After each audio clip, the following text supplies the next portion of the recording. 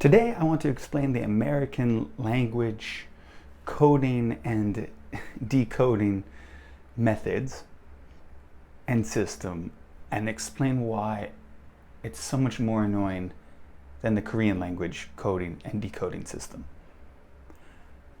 Now, this has happened to me a few times, but I can remember one time specifically. So one night I'm hanging out with my sister. Me and my sister were in the same university for 1 year. No, 2 years. No, 1 year? I don't know. 2 years, I think, actually. We were in the same university for that amount of time.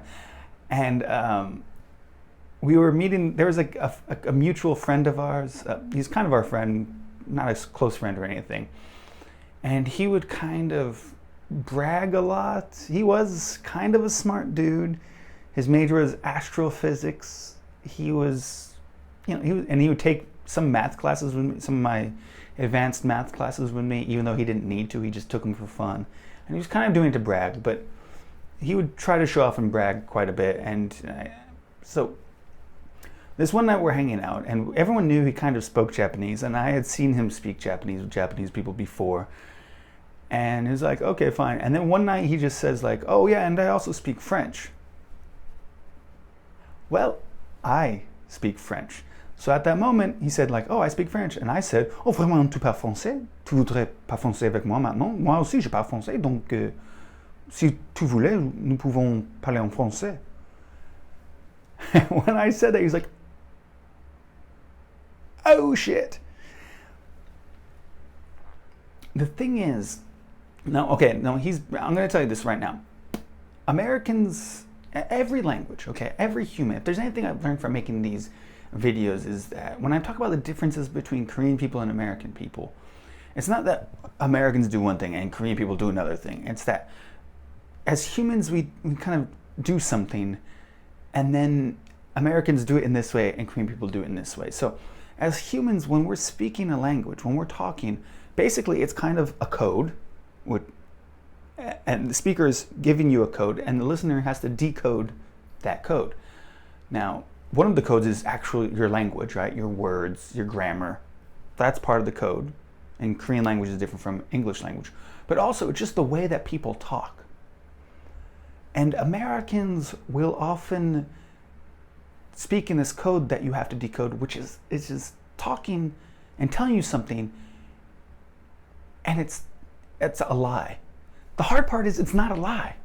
It's just not 100% true, or it's even hard for me to explain. It's not a lie, but it is a lie.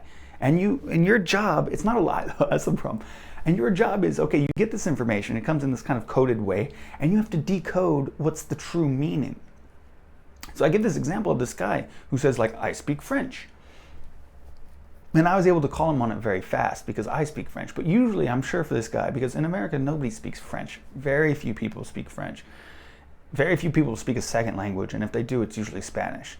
So I'm sure this guy said it many times. He goes, I speak French. And then everyone was like, wow, that's kind of impressive.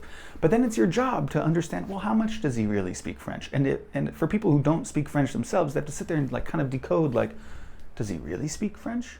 Is he like fluent perfectly, or like can barely say anything? And it's this really annoying process. So like that's one example. Is with basically that guy was trying to brag.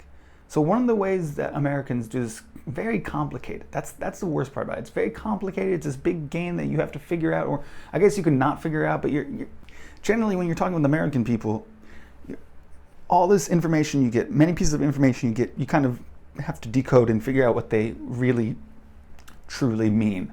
And let me say, it's not like every time an American person talks we're doing this, or every time we're listening we have to do. When you're listening, you're kind of always on guard, and that's the annoying part.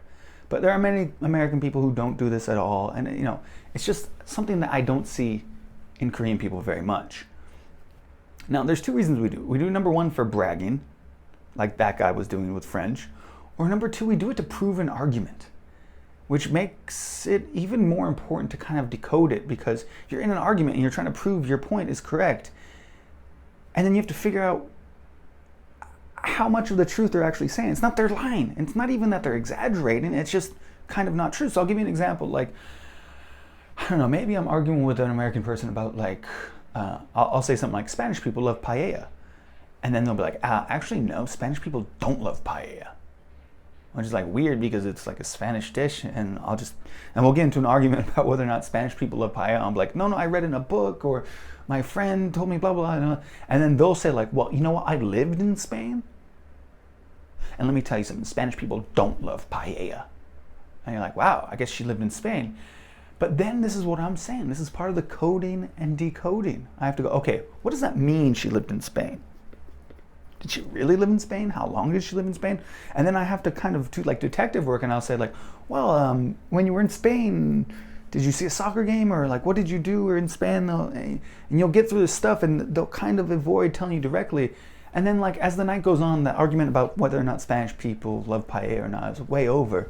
You'll be talking about something else, and I'll just ask them, oh, like when you were in Spain, did it snow a lot? Were you in a snowy area? And they'll say, well, I was only there for, the other person will say like, well, I was only there for 10 days, so it was in the summer, so it was pretty hot.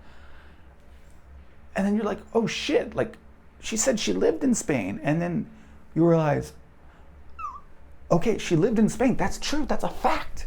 She's not lying. It's not even exaggerating because it's true. The fact is she lived in Spain. It's just not exactly correct. It's a code. The code for I live in Spain can mean I lived there for 10 years, or it can mean I lived there for 10 days. And in America, there's this coding and decoding on that's really complicated, really annoying, and it just makes communication that much harder sometimes. Now, like I said, it's not that Americans do this and Korean people don't do that. This idea of coding and decoding your language beyond just the words you're speaking, like knowing Korean or knowing English, beyond the words you're speaking, beyond the grammar, like there's a coding and decoding that happens. Now, when Korean people do it, the code is much more direct and much more easy, partially because the code is just much more of a binary thing, and it's much more of a binary lie. I know calling it a lie sounds bad, but let me explain. Like, if sometimes I'll get a message, I'll have an appointment. I'll have a appointment to hang out with my friend the next day. You know, I made another video about friendship appointments. Maybe I'll put a link to it up there in the show notes or something. Anyway, so I'll get a message from my Korean friend. We're supposed to hang out the next day, and they'll just say like, I'm sorry, I'm very sick. I can't meet you tomorrow. Now this is a code, and usually Korean people's coding is through politeness. And she'll say, I'm sorry, I'm very sick, I can't meet you the next day. And really the code is, I don't feel like meeting you. I'm not gonna meet you. I don't want to meet you. Like, for whatever reason, it's not because they hate me or something. It's usually because you're just too tired and you don't feel like it or whatever. But the code is just, I feel sick. I don't want to meet you. I'm sure sometimes they're sick, but a lot of times it's just a lie. It's not like they're a little sick or like this is what I'm saying. Like the American lie is much more of a gradient thing. It's like, I lived in Spain. And it's like, it's true, that girl lived in Spain, but it was kind of not true, as I explained. With Korean people, it's just not true. I'm feeling sick. False. Okay? And as much as that makes me angry, because I don't like when people cancel appointments in that way, at least it's very quick and it's over fast and I don't have to think. It's just, okay, she's not really sick. She just doesn't want to hang out. Fine. With the American girl talking about Spanish, talking about living in Spain, it's like, oh, it's a whole complicated system. I have to dig deeper, I have to do all this stuff. It's really annoying. Like I said, Americans do it about bragging a lot. Like I told you, that guy said he spoke French. And it's really hard to get through the bragging. Like, luckily I speak French, so I can get through that code very quickly. But a lot of times it's about bragging. And what I like is, it's like I said, like Americans brag and Korean people brag. And Korean people usually brag in a much more indirect way. But the bragging is usually very true and very concrete. So if I meet somebody and I'm talking to them, and then we'll get to like, what's their job or whatever. And I say, what's their job? And they'll go like, I'm a doctor. And I don't want to say it's bragging, but like they're proud and they want to show off, and it's kind of bragging. But when they say they're a doctor, they're a doctor. There's no game I have to play. There's no like, well, is he really a doctor? Or, is he kind of a doctor? Blah, blah. Like when Korean people are doing this code, okay, that's not even a code, right? American people, when we brag, there's often like a code and you have to figure out how much of it is real and how much of it's not real. When Korean people brag, it's very direct. Like, I own a Mercedes-Benz. And you're like, okay, All right, that's a truth. That's not like an almost or a maybe. It's just you do. Like, congratulations, bragging over. And as much as I don't like bragging, or I really don't care that much about bragging, but as much as someone might not like bragging, at least it's over quickly. As much as I don't like people canceling an appointment with me all of a sudden and lying about it, at least it's done quickly and I don't have to think. With Americans, with our coding and decoding in our language, there's a lot of thinking, it's very annoying, and I'm just tired of it. And for this reason, I oftentimes really like hanging out with Korean people more than I like hanging out with American people. So like, if you like this video, give it a thumbs up. If you hate this video, give it a thumbs down. If you love me or if you hate me, please hit subscribe right there.